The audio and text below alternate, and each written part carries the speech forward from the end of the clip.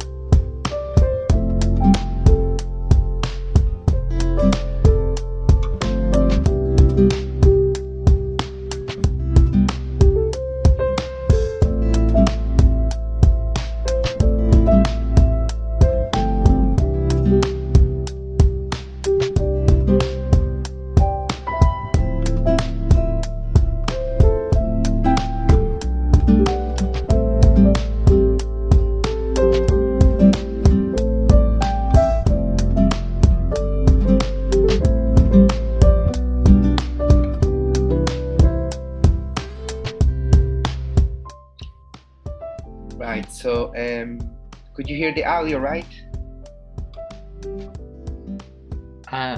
No, I didn't realise I had audio. Oh dear. Oh no, I was just watching them dance and I was mesmerised by their costumes. But Okay. when they showed like the behind the scenes, like the tripods, it was interesting to see that they had cameras on, like multiple cameras rather than, well, multiple phones, should I say, rather than the camera. Yeah, of course. I completely agree with you, Josh. I was so mesmerised by everything. But I was asking the questions, what makes high res, what makes high production values? And I realised that the content was like key, because Lady Gaga is super talented, the dancers, the environment, of the people framing the shots.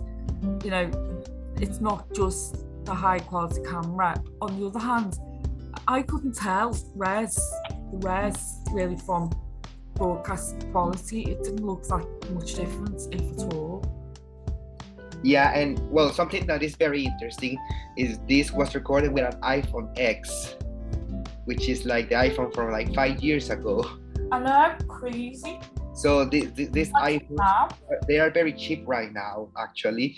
So the thing is, I want to highlight two things about this video. The first thing is, like you said, Paula, what made this production high, it wasn't actually the device they were using to record it. It was actually all the background things, you know, Lady Gaga herself, the backup dancers, the makeup, the creation of the concept. Yeah. This is really important when we are going to talk about this later. But it's very important that sometimes in production or impacts more the pre-production rather than the production of the day. Because if you plan things, you can have a bigger quality on your production. And you can see that on this video. Of course, they think in advance about the choreography, they think in advance about the costumes, they think about the locations, and all those tiny details made this concept a strong concept. And they could have been recorded with an old camera and it still look great, because it was all the ideas together that made this very strong. So we are going to talk about this now. Just gonna leave that idea for now, and we are moving to the next part.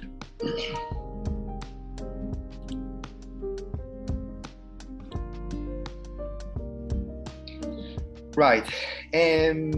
So again, this workshop is focused on video creation, but you can take some bits like the planning and post-production ideas to also create different resources, such image campaigning or a podcast if you like, because all the knowledge also could be applied to different parts. But during this workshop, you will learn some basic skills of video production, and you can use the information provided on this workshop to create your own material. And right, as I said, when we are creating a product, we divide the creation in three parts: pre-production, all that comes before the day, all the planning part; filming, shooting, recording, or the way you want to call it, which is the actual creation of the piece; and the last one is post-production, that is everything we do after we created the piece or pull together all the materials we have. So we're going to start talking about pre-production. The definition of pre-production is the process of planning some of the elements involving in a film, play, performance, audio, or a piece you are creating. So there are some essential things we need to think when we are creating a piece. The first thing is be mindful about our equipment. We need to think very seriously when we are creating a piece about the equipment we have either at home someone that could lend us, it's very important we know the resources we have so we can plan this. For instance, for example, I'm gonna put the Lady Gaga example again. They were trying to do a video with a mobile phone to showcase how the technology has advanced, but they were mindful that they could use different things to improve the quality of that, such as using the tripod, something to stabilize images. They use drones, those kind of stuff. I mean, gives you different shots.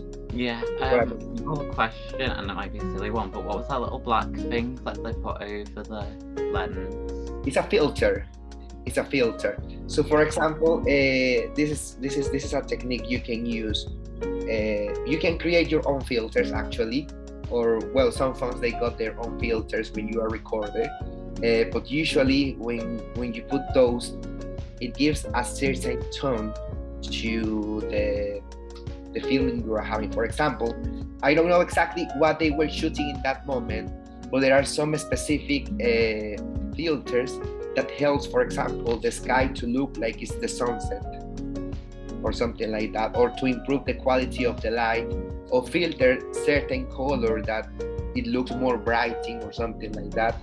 So that is something that goes to something called a technique of the color and also illumination that you can learn, or you can do your own resources on Google. Some filters you can actually create with paper, and that will give you a more natural effect that if you edit that on the computer. So, for example, right now you see I look a little bit yellow. Yeah, but it's not. But it's not because I put a filter or something. It's because the screen I got in front of me is the actual screen we are seeing on the background. So the yellow light is coming to me, and I look like a Simpson or something like that. Like a pool. I actually have a natural filter in me. I am not using something to edit myself. I'm not using something to change my color or something like that. It's actually the light that is doing that to me. So you can apply that on your productions. Use natural light, use colors, use papers, light, or whatever you got on your hand to create this kind of effects. You know, I look like an alien right now, and it's not on purpose. When I change the background image, I'm gonna change my color. You're gonna see it's not something I did on purpose. But again, we're coming back to the equipment. It's important to acknowledge our resources, because sometimes when we have an idea,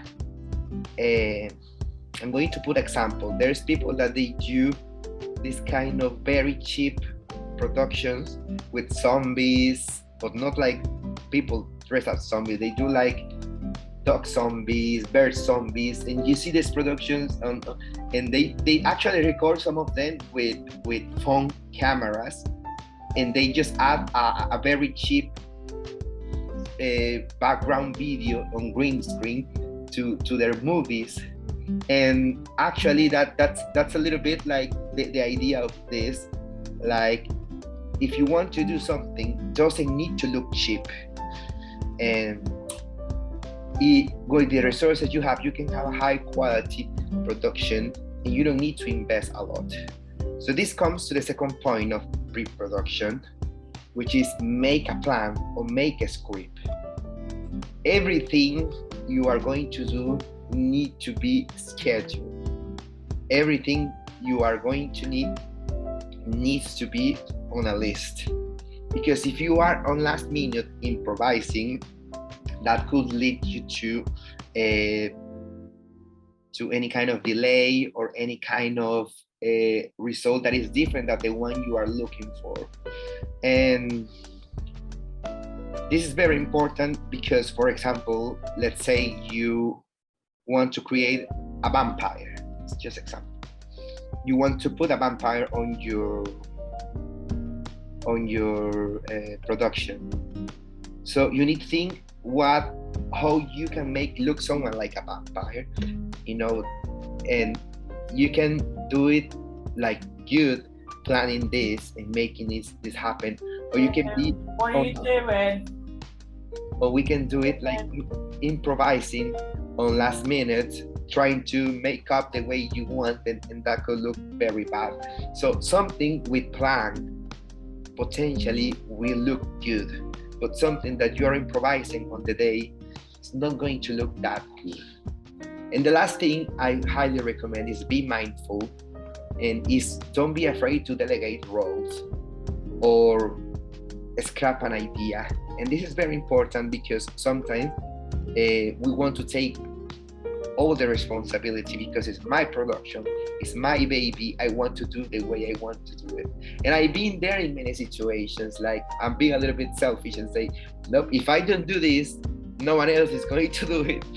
But the thing is, if you learn to delegate people to do stuffs, it's more easy for you to focus on one thing, right? To be spending your energy in things that are not going to work because you are not putting the amount of required energy in one thing. So it's better to focus in one thing, make that thing good, rather than try to do all at the same time and not be able to do it. So this is like the tips we can have, or the essentials we have on pre-production. Right, you see, no, I'm a different color because the background is white, so it looks like natural light.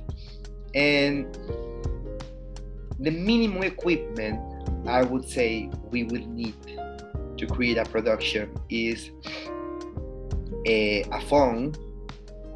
In this case, could be your mobile phone, a tripod, or something you can use to keep your phone still, and a computer to edit this. And nowadays there are some apps that helps you to edit the videos on your phone.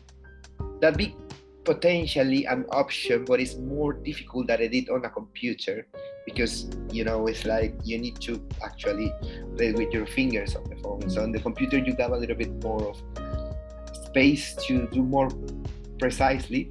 And there's one thing that nowadays you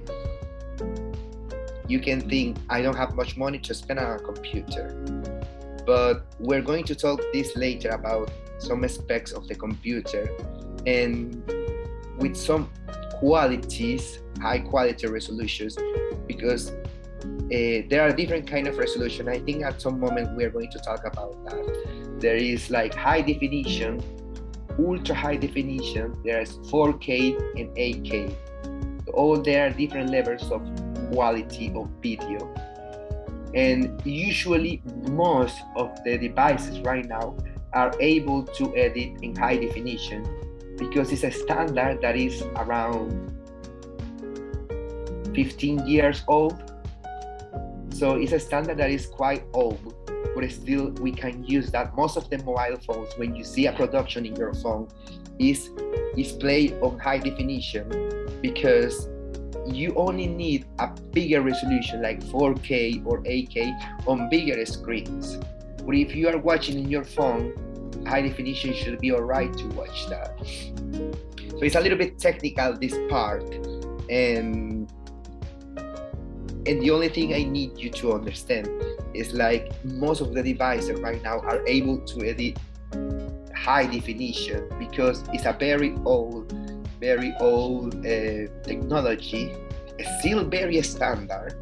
Many productions still use high definition. In fact, most of the television programs you see on the BBC and everything, they are mostly recorded on high definition because not all the people have access to 4K or 8K. There are some specific programs that you see they advertise it at 4K, 8K because they want to advertise it as that. But the standard, for example, the news, if you for example look at the news on YouTube, for example, the Queen's funeral, you're gonna see is the quality, the highest quality you can see on YouTube is high definition. because that was the standard, and it's the most cheaper to transmit and reproduce. So even like I said, the BBC, bigger companies are still using high definition, which is again not 4K, but is standard enough to make things look good. I know it's a little bit of information, but thankfully this is going to be recorded so you can listen to this again. Right, so we're going to the filming part. Okay, so you got your plan, you got your script, you got your schedule, you got everything you need on the day. So the filming thing is pretty much about your creativity, but there are some things that I highly will advise. This yellow image you see here is a little bit tricky because nowadays we have two different kind of formats. We have the portrait, which is this way, and you got landscape, which is this way. Depending on what is the aim of your film, you should be used one or another. For example, if you are creating something for social media, for Instagram, you are creating something for TikTok or even Facebook, for default, the screen of your phone is portrait. So it's better to create things on portrait.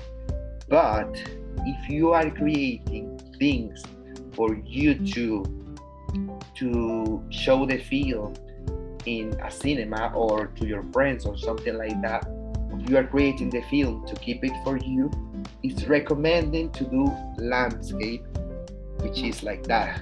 It's very tricky because this has not been the standard all the time. When I was on university, they say never film portrait. That's a thing. But all the things at the end, they are accepted by society. So the communication and the way we understand or we share our information is changed now. So nowadays, if you are creating a production, you need to think if you are doing that for a specific platform, that you want to create a TikTok, it definitely needs to be portrait. But if you are creating stuff for YouTube, definitely needs to be on landscape. And this is very important because it's something we are just actually accepting that. It wasn't accepted 2 years ago, even 1 year ago, that was not accepted. This started to be accepted thanks to TikTok. TikTok changing the way we consume and we understand digital communication, because it created a new model of productions. Because everyone has TikTok. We see it on television, we see it on social media.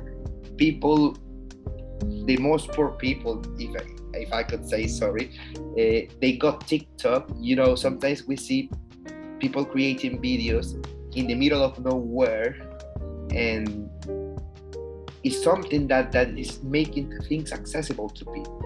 Of course, it's up to anyone what they want to create, but the way we understand productions are changing across time, and people are consuming more stuff. I am from the generation that we consume a lot of YouTube, and I'm still consuming a lot of all my entertainment is mostly from YouTube. You know, if I want to watch a news or something like that, I go to YouTube, and usually the format I got on YouTube is landscape. But I have friends that they go, for example, they want to watch the BBC, they go to BBC TikTok account, and they consume the news straight from the TikTok account or Sky News account or whatever. So the format is different because the TikTok used to be like 30 seconds clips, 1 minute, then now are more extensive. But all this new information about how we consume things are changing all the time. So be mindful. My recommendation to create a film is different to a video you want to put in social media, will be landscape. But if you are thinking about doing something to make it viral on social media or something like that, it's highly recommended nowadays you use portrait. But this is something that is just basically new. We all the time learning about this. Right. And basically on the day of the filming is more to roll up your creativity, roll up, don't be scared to try things. And the thing now is the more complicated part, and the part that most people are scared of, and it's post-production. Because we can be so creative, we can be very skilled, we can have a lot of fun recording, but we can think, I don't have the knowledge to edit a video. I don't know how to do it. And this is the part most people are scared of. It's the part of putting everything together. And it's sometimes the biggest challenge. Because back in my time, you need to have a really powerful computer. But nowadays, as I said, you can do that on your own phone. You got no apps that can help you to do that. It's up to anyone. I am a little bit old. I am 31 years old.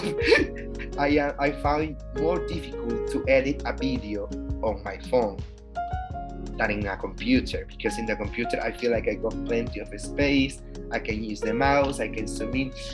But I've seen productions and I've seen young people doing very good edits with their phones. So that might be a generational bridge, and I'm getting old, but this is something that is constantly evolving. Because as I said, nowadays, things are going so people can create their own content and upload it in social media. Because social media, they get feed by that. It's like a constant link between the users and social media.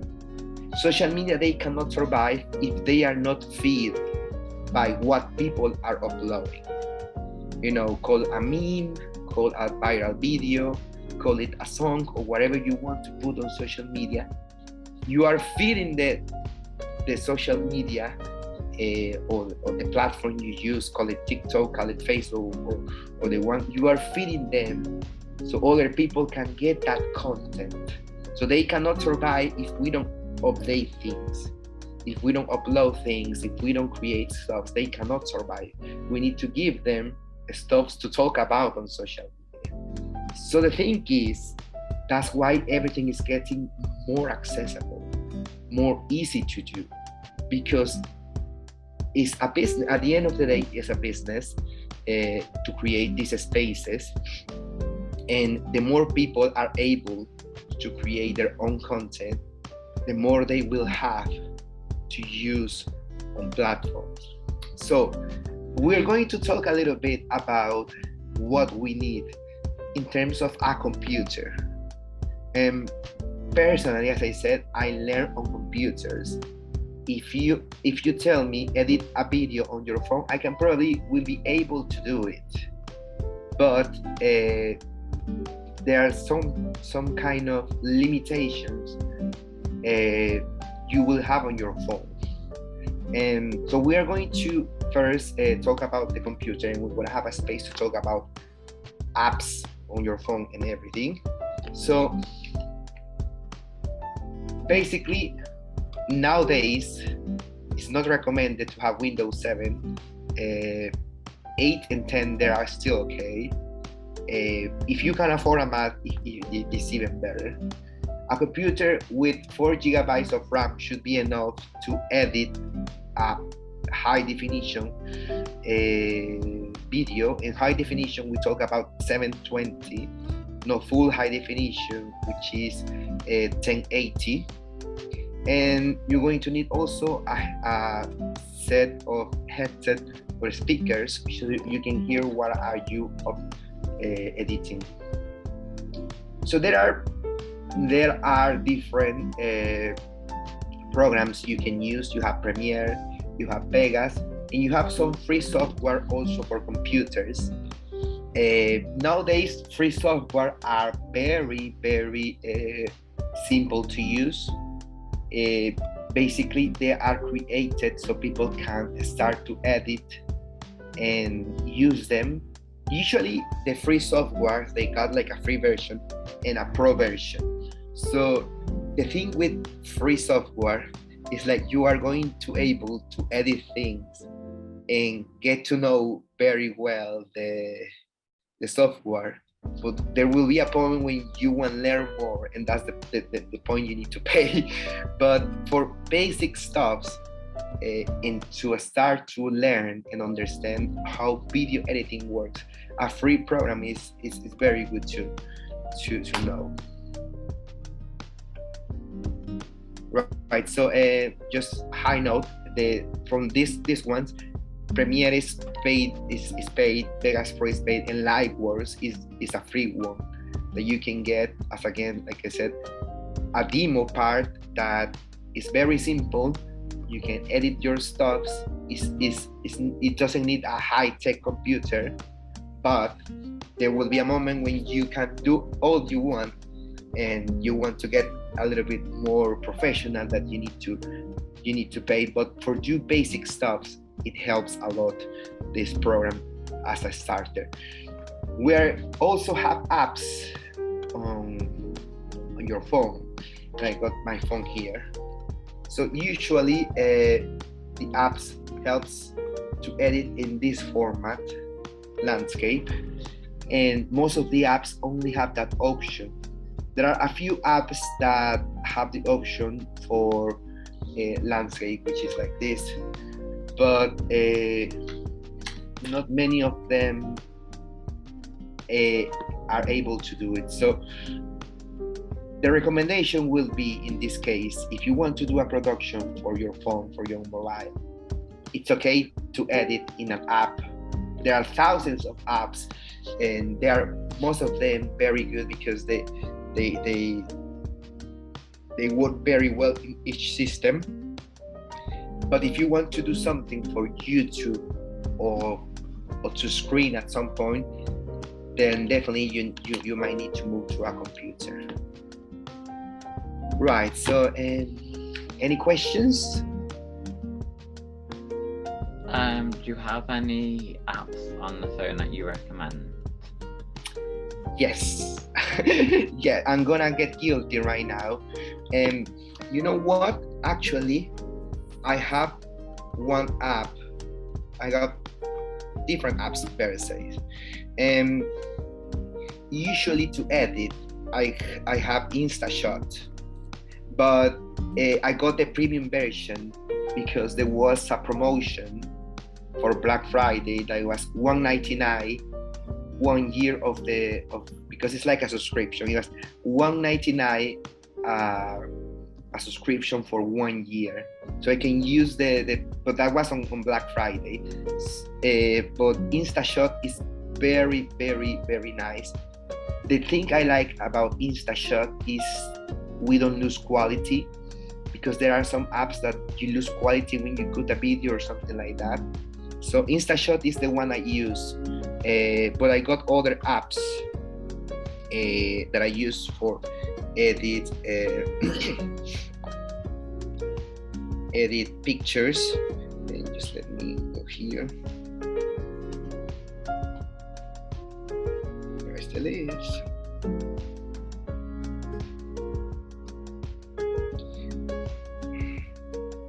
There's also a free version of Photoshop for devices. It's very simple, and it's very there's this other app that is very famous. It's called CapCut. CapCut is very, very famous. The only thing is when you create the video, you have the watermark. Oh yeah, I've heard of it because I've seen it on like the end of people's videos. Yeah, but the thing with InstaShot, and this is the hack. InstaShot has it's not the idea, but InstaShot, I like InstaShot because when you edit a video and you don't have the premium subscription, you can watch an advert to remove the watermark. So let's say you're having your video, but it has a watermark. You want to remove that watermark, you can watch a video of 30 seconds and they remove the watermark.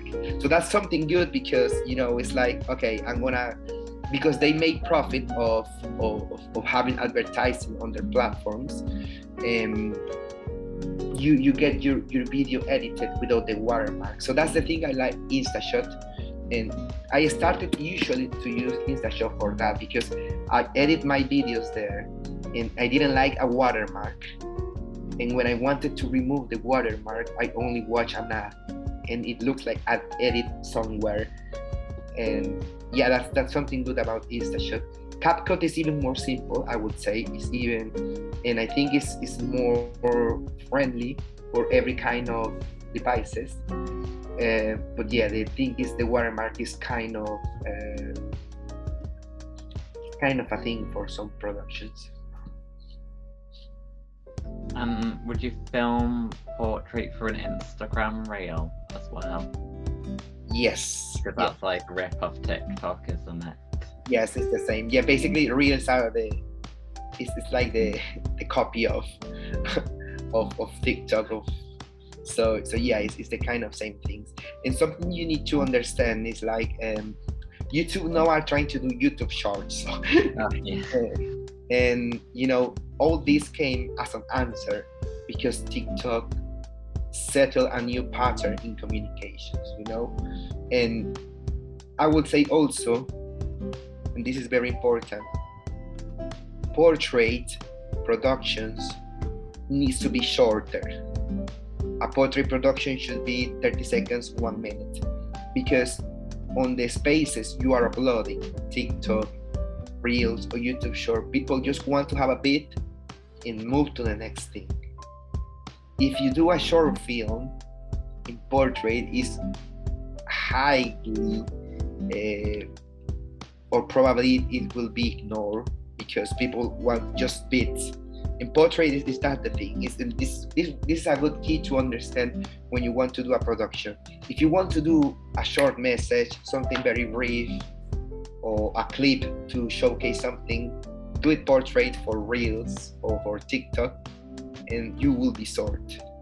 If you want to do something more deeper, more longer, something people actually need to invest time and sit down and watch it, go for landscape, because it's the way we consume all these formats. It's the way your brain processes that. Because I'm not sure how much you use TikTok, but when I'm on TikTok, when I'm on TikTok and I start to see something that is 5 minutes long, I just say no, next. Because I just want to see something quick. I don't want my brain to process. I just want to see some quick. It's different when I'm on YouTube, that I actually choose a video that could last 20 minutes and I'm totally fine with that. But it's the way our heads or our brain are adapted to these different spaces. And it's the kind of content these different spaces offer. So it's also, that's another topic, talking about marketing and any other stuff to understand, because it's very complex to understand that also our brains are programmed to act in a different way in each platform. So yeah, that's another topic, but and very interesting, but we can take that little bits to start to understand.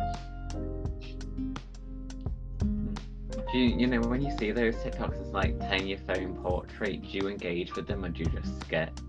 Yeah, exactly. Yeah, when you see the landscape and it's like, oh no, it's going to be long. It's not attractive, it's not eye-catching, and unfortunately there's something that we need to think when we are doing this kind of stuff, that be eye-catching and respect the spaces. And it used to be like the other way a few years ago, when someone uploaded a video on YouTube on landscape, on portrait, you thought why people record stuff. Yeah. But now they've got that problem on the news, haven't they? Because they'll be taking videos from TikTok and like suddenly there's a portrait screen on your news and you're like, oh, it doesn't look right. It doesn't. Yes, exactly. So, but it's because the way you consume stuff. So it's exactly that's a very good example. When you take a TikTok and you want to put it on television, it's like you got like these massive spaces. So sometimes they put a nice background, sometimes they just leave it blank. But it looks totally horrible because it's not their natural environment. Their natural environment is a phone that you are watching like that.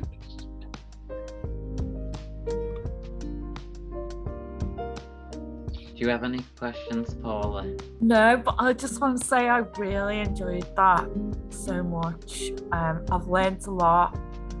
And what I've learned as well is that things next year will be different, probably. And it's a really fast-paced, evolving field, which is really fascinating, really interesting. I think Britney really held the space so beautifully, kept us entertained and educated at a good pace, and just shows so much knowledge about the subject.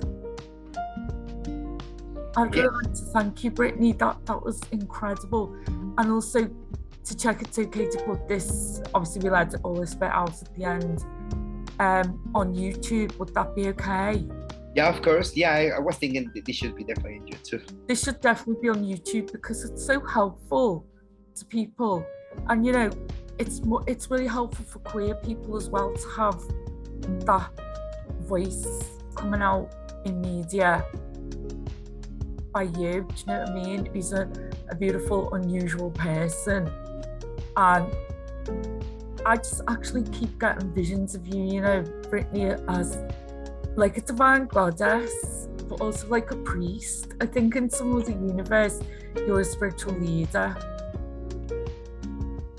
The cult of Britney. The cult of Britney. We lay at the feet of the cult of Britney. When she comes next time, we'll have to start throwing flowers and lighting some incense.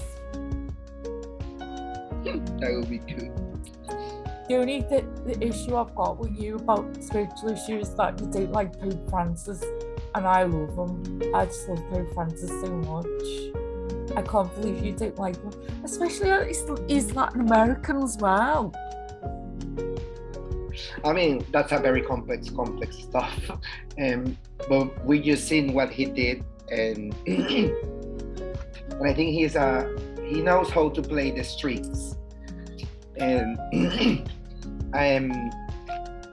knows how to play with people's minds, and we just seen that again.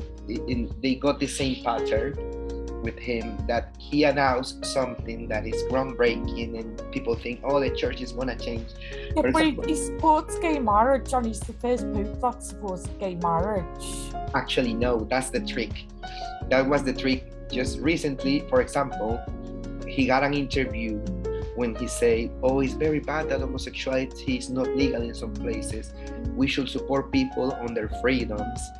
But that started to say on news, oh, Pope Francis now thinks LGBT people should be free, should have or even if he didn't say that, and in 3 days, I mean, for the gays, it's definitely the right direction.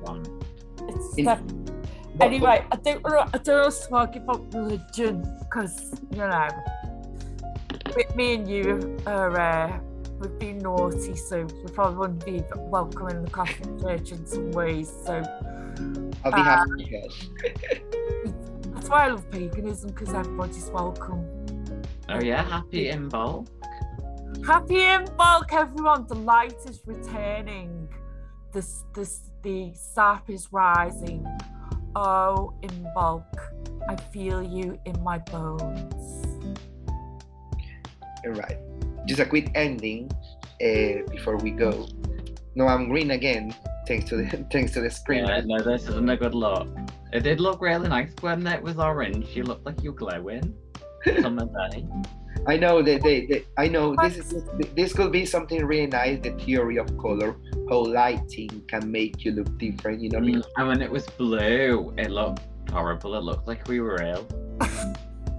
And I actually felt colder looking at that. I was like, oh, it's got cold in here. Right. I really think about this colour thing, how it affects your complexion and that.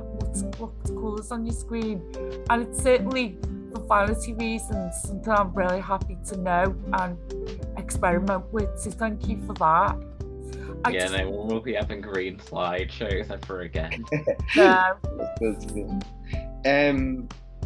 The only few things I can say to make a conclusion is like be mindful with your equipment, and it doesn't matter if you have a big budget or no budget, as long as you can get the best of it. That's the key, because you can have like the biggest budget and don't know how to administrate it, and you can be really tight creating something and get the best of it. And this comes to the second thing, that always have a plan. As I said, you can have a big budget, but if you don't have a plan, that big budget is not gonna make it work. On the other side, you can have no budget, but if you have a plan, you can get the best of it. And aside from all the technical parts, aside from all the planning and all the stress that involves, it's always good to have fun, and remember, if you enjoy that, that is going to show to people when they are seeing them.